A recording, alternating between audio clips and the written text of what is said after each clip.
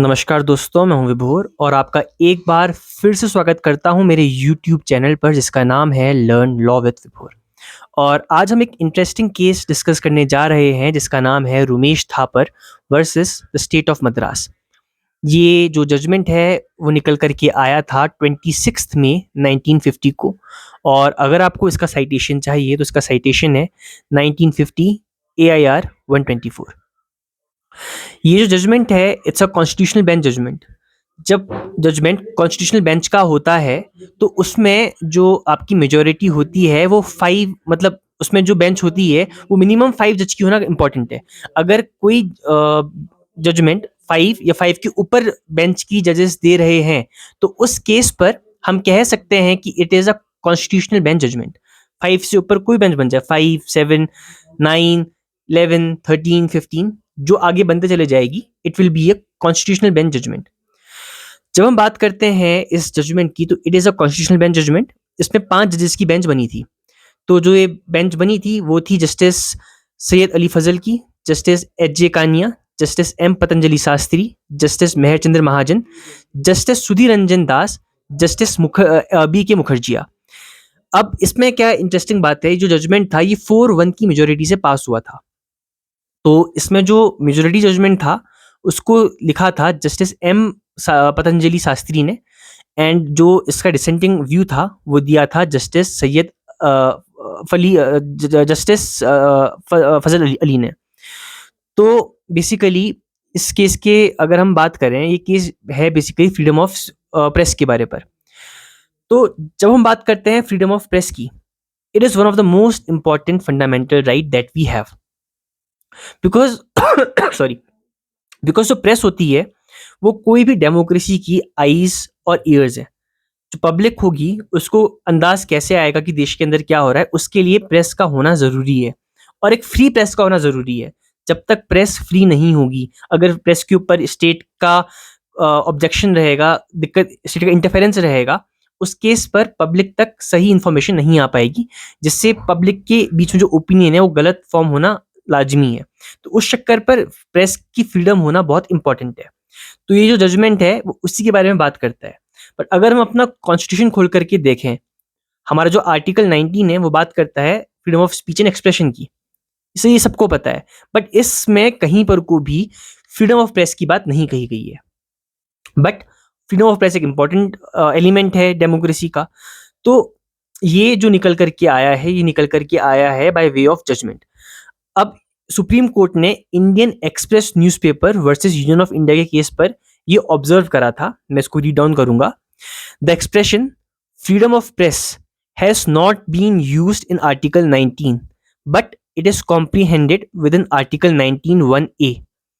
The expression means freedom from interference from authority, which would have the effect of interference with the content and circulation of newspaper. Freedom of press is the heart of social and political intercourse. It is the primary duty of the courts to uphold the freedom of press and invalidate all laws or administrative actions which interfere with it, contrary to the constitutional mandate. तो basically इसका purpose क्या है? अगर suppose मैं government हूँ और मैं press को रेगुलेट करता हूँ, तो पॉसिबल है कि मैं प्रेस को वो चीज़ें पब्लिश करने को कहूँ जो मुझे फेवर करती हूँ। और डेमोक्रेसी में हम लोगों के पास राइट टू वोट है। अगर हमें एक प्रॉपर इंफॉर्मेशन ना मिले कि पार्टीज का मैंडेट क्या है, पार्टीज क्या करना चाहती हैं, उनका जो मैनिफेस्टो है उसमें वो क्या प्रोमिसेस कर रहे हैं, वो क्या गलत काम कर रहे हैं, क्या सही काम कर रहे हैं, अगर इस चीज़ के बारे पर हम लोगों को सही इन्फॉर्मेशन ना मिले तो डेमोक्रेसी कैन नॉट सर्वाइव। तो फ्रीडम ऑफ प्रेस का होना एक बहुत इंपॉर्टेंट एलिमेंट है और सुप्रीम कोर्ट ने Indian Express newspaper versus Union of India के केस पर यही हेल्ड करा था। अब जब हम बात करते हैं इस केस की, हमने कहा 1950 का केस है, तो ये one of the earliest case है जो बात करता है फ्रीडम ऑफ प्रेस के बारे पर। 1950 पर ही हमने जब अपने देश की आज़ादी के लिए लड़ाई लड़ी थी, उसमें हमने देखा था कि जो लोग न्यूज़पेपर्स पब्लिश करा करते थे, अंग्रेज़ों ने उनको भी जेल में बंद करा था, क्योंकि वो नहीं चाहते थे कि ब्रिटिश गवर्नमेंट के खिलाफ कुछ गलत न्यूज़ निकल करके आए। जब हम लोगों ने अपना खुद का संविधान ड्राफ्ट करा तो हम लोगों के अंदर एक इच्छा थी, एक जागरूकता थी कि हम लोग फ्रीडम ऑफ स्पीच और एक्सप्रेशन को जिंदा रखें। बट उसके बावजूद भी 1950 पर ही ये पहला केस निकल करके आया जहां पर को हम लोगों को फ्रीडम ऑफ प्रेस की बात करनी पड़ी। अब बात करते हैं इस केस के बैकग्राउंड के बारे पर। तो जो मिस्टर थापर थे, ये केस का नाम है Romesh Thapar versus the state of Madras. तो जो मिस्टर थापर थे, वो एक कम्युनिस्ट थे और वो प्रधानमंत्री जवाहरलाल नेहरू की जो पॉलिसीज थी, उनके काफ़ी स्केप्टिकल हुआ करते थे। वो उनकी पॉलिसी से एग्री नहीं करते थे, उसके अगेंस्ट हुआ करते थे। तो उनकी पॉलिसीज को क्रिटिसाइज़ करने के लिए और उसके अगेंस्ट लिखने के लिए, अपने स्केप्टिसिज्म को दिखाने के लिए उन्होंने एक मैगज़ीन पब्लिश करना शुरू करा, जिसका नाम था क्रॉसरोड। इस मैगज़ीन पर वो आर्टिकल्स पब्लिश करा करते थे, जहाँ वो गवर्नमेंट की पॉलिसीज़ को बॉयकॉट और उनके अगेंस्ट वो क्रिटिसाइज़ करा करते थे बेसिकली। तो जब जिस टाइम पर वो इन आर्टिकल को लिख रहे थे, उसी बीच पर मद्रास के एरिया पर एक कम्युनिस्ट मूवमेंट हो रहा था। और जो अथॉरिटीज़ थी, उनको लगा कि अगर ये न्यूज़पेपर मद्रास में आकर के सर्कुलेट होता है, तो उस केस पर जो पब्लिक सेफ्टी है और पब्लिक ऑर्डर है, उसके ऊपर डिस्रप्शन निकल कर के आएगा। ये जो अखबार था, ये मुंबई, महाराष्ट्र पर पब्लिश हुआ करता था, बट ये केस मद्रास का है। क्योंकि मद्रास गवर्नमेंट को लगा कि अगर ये जो न्यूज़पेपर है, ये जो मैगज़ीन है, अगर मद्रास में आती है, तो मद्रास का जो पब्लिक ऑर्डर है, जो पीस है, उसको ये डिस्टर्ब कर सकता है। तो in the month of March, ये केस में का है, मार्च के महीने पे गवर्नमेंट ऑफ मद्रास ने by virtue of an government order इस न्यूज़पेपर का पब्लिकेशन और सर्कुलेशन मद्रास में बैन कर दिया। उन्होंने कहा कि उन्होंने एक गवर्नमेंट ऑर्डर निकाला, जिसके थ्रू उन्होंने इसको बैन कर दिया। अब जब हम बात करते हैं बैन करने की, तो अब बैन करा किसके अंदर? गवर्नमेंट ये तो नहीं है कि रैंडमली ऑर्डर पास करके बैन कर सकती है, क्योंकि ऐसी पावर किसी को नहीं दे रखी है। अभी देश नया-नया आज़ाद हुआ था, कॉन्स्टिट्यूशन नया-नया निकल कर के आया था, तो उससे पहले क्या था? उससे पहले एक एक्ट था जिसका नाम था Madras maintenance of public order act 1949, जिसने गवर्नमेंट को पावर दी थी कि वो किसी भी न्यूज़पेपर का सर्कुलेशन, सेल, डिस्ट्रीब्यूशन को बैन कर सकती है किसी पार्ट ऑफ मद्रास में। मद्रास की जो गवर्नमेंट थी उस टाइम पर, बेसिकली जो गवर्नमेंट ऑफ इंडिया एक्ट था 1935 का, उसके थ्रू एक्ट निकल करके आया था। जो उसका सेक्शन 9(1) ए था, वो ये बात करता था कि गवर्नमेंट के पास पावर है, वो किसी भी अखबार का सर्कुलेशन, सेल, डिस्ट्रीब्यूशन उसको बंद कर सकती है। अब गवर्नमेंट के इस ऑर्डर से मिस्टर थापर अग्री हुए। उन्होंने कहा कि नहीं, मेरा राइट है, मेरा freedom of speech and expression का राइट है और मेरा अखबार निकालने का राइट है। How can you stop that? It is violating my fundamental right. और उन्होंने सुप्रीम कोर्ट पर एक याचिका दाखिल कर दी, ये कहते हुए कि मेरा फंडामेंटल राइट का इन्फ्रिंजमेंट हो रहा है। अब कोर्ट के पास 3 बेसिक इश्यूज़ थे, जो जजमेंट में इश्यू रेज़ करे गए हैं, वो 3 बेसिक इश्यू रेज़ करे गए हैं। जो पहला इश्यू है, वो ये है कि section 9(1) A of Madras maintenance of public order act के अंदर क्या वो आर्टिकल 19(1) ए का वायलेशन करता है, या वो जो आर्टिकल 19(2) पर रेस्ट्रिक्शंस दे रखे हैं, रीजनेबल रेस्ट्रिक्शंस, उसके अंदर फॉल करता है। क्योंकि हमको संविधान ने right to freedom of speech and expression दे रखा है, बट साथ ही उसके ऊपर रीजनेबल रेस्ट्रिक्शंस भी लगा रखे हैं। तो अब पहला क्वेश्चन निकल करके ये आया, जो ये गवर्नमेंट का एक्ट है 1949 का, क्या वो एक्ट हम 19(1) ए के अंदर फॉल करता है या 19(2) के अंदर फॉल करता है, जो बात करता है रीजनेबल रेस्ट्रिक्शन की, क्या उसको रोका जा सकता है 19(2) के अंदर? सेकंड क्वेश्चन निकल करके ये आया, अगर वो 19(1) ए के अंदर, 2 के अंदर है, बात की बात है। बट पहला क्वेश्चन ये है, अगर हम बात करते हैं आर्टिकल 13 की, जो बात करता है लॉज क्या होते हैं, तो 13(1) के हिसाब से अगर कोई लॉ फंडामेंटल राइट के वायलेशन पर हो और प्री इंडिपेंडेंस एरा में पास करे गए हों, जो अगर वो फंडामेंटल राइट को वायलेट करते हैं, उस केस पर they will have to be stuck down, क्योंकि फंडामेंटल राइट इंपॉर्टेंट है, उनको आप वायलेट नहीं कर सकते, उनको नहीं खत्म कर सकते हो। अगर ब्रिटिश लॉज भी बने बनाए, आईपीसी है, 1860 का लॉ है, इंडियन कॉन्ट्रैक्ट एक्ट है, इंडियन एविडेंस एक्ट है, ये सारे एक पुराने लॉज हैं, बट अगर ये लॉज फंडामेंटल राइट को इन्फ्रिंज वायलेट करते हैं, उस केस पर जाकर के आपको उनको रिपील करना पड़ेगा, क्योंकि हमारा फंडामेंटल राइट को बचाना is the Paramount important, is of paramount importance. तो ये सेकंड इशू था कि क्या ये एक्ट आर्टिकल 13(1) के अंदर वॉइड है या वैलिड है। जो तीसरा क्वेश्चन निकल करके आया था, वो निकल करके ये आया था कि जब पेटिशनर के पास, मतलब मिस्टर थापर के पास सिमिलर रेमेडी है to approach High Court under article 226, वो सुप्रीम कोर्ट सीधे क्यों आ गए? क्योंकि एक यूजुअल प्रैक्टिस थी जिसके थ्रू आप पहले जो आपका लोअर कोर्ट है वहां अप्रोच करोगे, उसके बाद आप हायर कोर्ट पे जाओगे। तो क्या जब मिस्टर थापर के पास ऑलरेडी मद्रास में मद्रास हाई कोर्ट के आगे एक रिट फाइल करने की पावर थी जहाँ से वो सेम रिलीफ ले सकते थे, वो सुप्रीम कोर्ट डायरेक्टली क्यों आ रहे हैं, इसके ऊपर इशू रेज करा गया और कहा गया कि इस पेटिशन को इन ग्राउंड पर डिसमिस कर दिया जाए। अब कोर्ट ने क्या रूल करा, ये जानना इंपॉर्टेंट है। सबसे पहले बात करते हैं कि क्या ये केस सुप्रीम कोर्ट में फाइल हो सकता है या नहीं। अब जब हम बात करते हैं आर्टिकल 32 और आर्टिकल 226 की, दोनों सेम बात करते हैं। आर्टिकल 32 भी आपको रिट पावर देता है सुप्रीम कोर्ट को, जिससे 5 रिट की बात करता है: मैंडमस, सर्शुरारी, को वारंटो, प्रोहिबिशन और हिबिस कॉर्पस। इन 5 रिट की बात हमारा आर्टिकल 32 करता है, और सेम बात आर्टिकल 226 भी करता है। आर्टिकल 226 पावर देता है हाई कोर्ट को और 32 पावर देता है सुप्रीम कोर्ट को, रेमेडी सेम है। तो क्या मिस्टर थापर को हाई कोर्ट जाना चाहिए था और या सुप्रीम कोर्ट जाना चाहिए था? अब क्वेश्चन निकल कर के आता है कि क्या वो सुप्रीम कोर्ट सही आया या गलत। जो आर्टिकल 226 है वो एक कॉन्स्टिट्यूशनल राइट है, वो आपका एक संवैधानिक अधिकार है कि आप जाओ और जाकर के अपने राइट्स को इन्फोर्स करा लो। But article 32 is a fundamental right. Supreme court जो है, it is said to be the guardian of the constitution. High court को हम गार्जियन ऑफ द कॉन्स्टिट्यूशन नहीं कहते हैं, it's a supreme court, because उसको पावर दी गई है कि फंडामेंटल राइट के इन्फ्रिंजमेंट पे आप डायरेक्टली वहां आ सकते हो, because article 32 is in itself a fundamental right. अगर वो वायलेट होगा, आप कहाँ जाओगे?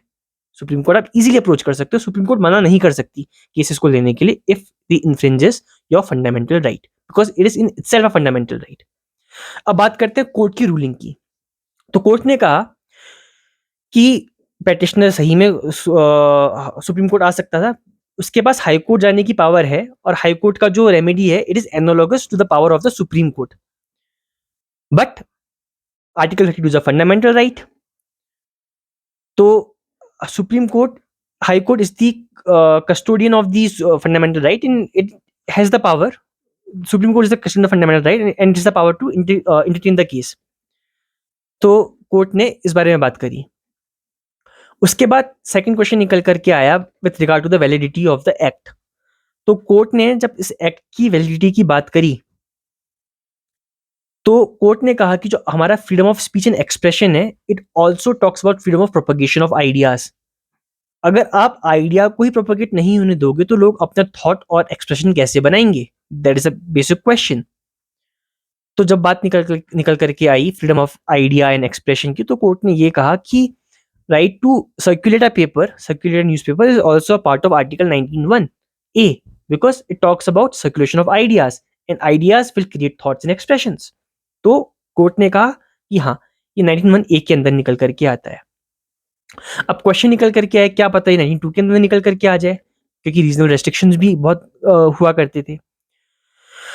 तो बेसिकली जब बात निकल करके आई आर्टिकल 19, इस एक्ट की बात निकल करके आई, तो कोर्ट ने एक डॉक्ट्राइन अडॉप्ट करा which is known as doctrine of severability या डॉक्ट्राइन ऑफ सेपरेबिलिटी। इसको दोनों नाम से जाना जाता है, डॉक्ट्राइन ऑफ सेवरेबिलिटी या डॉक्ट्राइन ऑफ सेपरेबिलिटी। अब ये डॉक्ट्राइन होता क्या है, इस बात को जानना is very important. Doctrine of severability या डॉक्ट्राइन ऑफ सेपरेबिलिटी ये कहता है कि अगर आपका जो एक्ट है वो कॉन्स्टिट्यूशन के जो फंडामेंटल राइट्स है उसके अगेंस्ट जा रहा है, तो उस केस पर आपको पूरा एक्ट रिपील करना पड़ेगा, because you don't have any remedy left. But अगर उस एक्ट के सर्टेन प्रोविजंस फंडामेंटल राइट के अगेंस्ट है बट बाकी नहीं है, और अगर उन प्रोविजंस को आप सेपरेट कर सकते हो और उसको सेपरेट करने से उस एक्ट का जो इंटेंशन है उसको दिक्कत नहीं पड़ रही है, तो उस केस पर that could be separated and only those provisions of the law can be struck down. तो बेसिकली अगर गवर्नमेंट ने कोई एक्ट पास करा, उस एक्ट के अंदर कुछ सेक्शन है जो फंडामेंटल राइट को इन्फ्रिंज कर रहे हैं, और उन सेक्शन को हटाने से एक्ट के ऊपर कुछ ज्यादा अंतर नहीं पड़ रहा है, तो आप सिर्फ उन सेक्शन को ही स्ट्रक डाउन करोगे। This is known as doctrine of separability. तो कोर्ट ने कहा कि जो सेक्शन 9(1)(a) है इस Madras maintenance of public order act का, इसको अगर हम डॉक्ट्राइन ऑफ सेपरेबिलिटी के ऊपर लगाएं तो इजीली हम लोग इसको यहां से रिमूव कर सकते हैं। तो जो मेजोरिटी थी उसने इसको माना, उन्होंने कहा कि हम इसको इजीली रिमूव कर सकते हैं, बट जस्टिस फजल अली ने कहा नहीं, जो स्टेट की सिक्योरिटी है और पब्लिक पीस है, it is of paramount importance, उसको आप हैम्पर नहीं कर सकते हो। That's why this need to go. जो ये ऑर्डर है ये राइट है, इसको आप it is a constitutional law और इसको आप नहीं हटा सकते हो, but majority will always prevail, it's a democratic country. जो 4-1 का जजमेंट निकल करके आया, उसमें यही कहा गया कि जो ये एक्ट है, इस एक्ट का सेक्शन 91A जिसके थ्रू उस पर्टिकुलर पब्लिकेशन को बैन करा गया था, वो लीगल है। वो आर्टिकल जो फंडामेंटल राइट्स हैं उसके अगेंस्ट है। That's why this government order passed under this act is wide, this section is wide. तो गवर्नमेंट ने इस सेक्शन को वाइड कर दिया था। अब इसकी बाद एक बहुत इंपॉर्टेंट और इंटरेस्टिंग डेवलपमेंट हुई। अगर आप हमने बात की 1950 की, ये जजमेंट है। उस टाइम पर हमारा कॉन्स्टिट्यूशन नया-नया बना था। इस जजमेंट के आने के बाद वो पब्लिकेशन वापस आना शुरू हो गया। बट गवर्नमेंट ने उस टाइम पर, अगर आप उस टाइम का कॉन्स्टिट्यूशन पढ़ोगे, तो जो 19.2 हमारा आर्टिकल है, वो कहीं पर को भी ये बात नहीं करता कि पब्लिक ऑर्डर के हैम्परिंग पर आप, it's a reasonable restriction. Basically public जो हमारा what we call it, public peace, public tranquillity, public safety जो है, it was not a part of reasonable restrictions.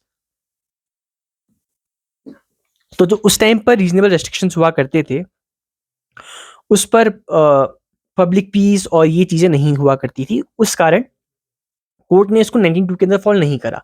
But जैसे ही जजमेंट निकल करके आया, पार्लियामेंट ने कॉन्स्टिट्यूशन को अमेंड कर दिया और फर्स्ट अमेंडमेंट एक्ट के अंदर गवर्नमेंट ने पब्लिक ऑर्डर को as a reasonable restriction add करा। तो अब पब्लिक ऑर्डर के अंदर भी अगर गवर्नमेंट कोई चीज़ बैन करना चाहे, वो कर सकती है। इससे पहले वो नहीं कर सकती थी क्योंकि वो लॉ में था ही नहीं। तो इस जजमेंट के बाद पब्लिक ऑर्डर को कॉन्स्टिट्यूशन में ऐड करा गया as a reasonable restriction. But अगर आप इस जजमेंट को देखोगे, इसे एनालाइज करोगे, तो ये बात जानना ज़रूरी है कि कोर्ट्स उस टाइम पर और आज के टाइम पर भी किस तरीके से ट्राई करती है कि फ्रीडम ऑफ प्रेस बची रहे। क्योंकि फ्रीडम ऑफ प्रेस अगर नहीं होगी, तो आप थॉट्स एंड एक्सप्रेशंस को फॉर्म नहीं कर पाओगे। थॉट्स एंड एक्सप्रेशंस को फॉर्म करने के लिए फ्रीडम ऑफ प्रेस का होना बहुत इंपॉर्टेंट है।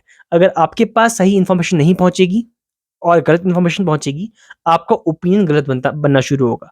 अगर आपके पास सिर्फ नेगेटिव न्यूज़ या अलग गलत न्यूज़ निकल करके आना शुरू होगी, तो आपके पास एक गलत इंटेंशंस और गलत चीज़ें ही आप सोचना शुरू करोगे। बट आपके पास दोनों चीज़ों का चीज़ निकल करके आए, क्योंकि अगर प्रेस को कंट्रोल करा जा रहा है कहीं से, तो इट विल बिकम डिफिकल्ट। अगर आप आज का हाल देखना शुरू करो, तो आज के टाइम पे लोग गोदी मीडिया बोला करते हैं। गोदी मीडिया का मतलब क्या है? जो प्रेस की फ्रीडम है, मीडिया ने खुद ही वो खत्म करना शुरू कर दी है। क्योंकि प्रेस का काम है आपके पास सही इंफॉर्मेशन लेकर के आना कि आप अपना ओपिनियन फॉर्म कर सकें। बट अगर प्रेस वही काम ना करे, तो एक इंसान एक डेमोक्रेटिक कंट्री पर चीज़ों को सही से नहीं इंटरप्रेट कर पाएगा और हमेशा घाटे पर रहेगा। क्योंकि democracy is a form of government जहाँ अपने नेताओं को अपने अपने लिए चूज़ करते हैं कि वो हम लोगों के लिए कोई काम करें, बट आपके पास गलत इन्फॉर्मेशन आएगी, तो आप गलत एक डिसीजन ले पाओगे। तो freedom of press is of paramount importance and it needs to be preserved under each and every circumstances. तो ये है आज का video, Ramesh Thapar versus Union of State of Madras. मैं इसका लिंक अटैच कर दूंगा नीचे वीडियो पर। अगर आपको वीडियो पसंद आई हो तो चैनल को लाइक करना, मुझे सब्सक्राइब करना, और कोई क्वेश्चन हो तो आप कमेंट में करके पूछ सकते हो। Thank you very much for watching this video. We'll see you in the next video.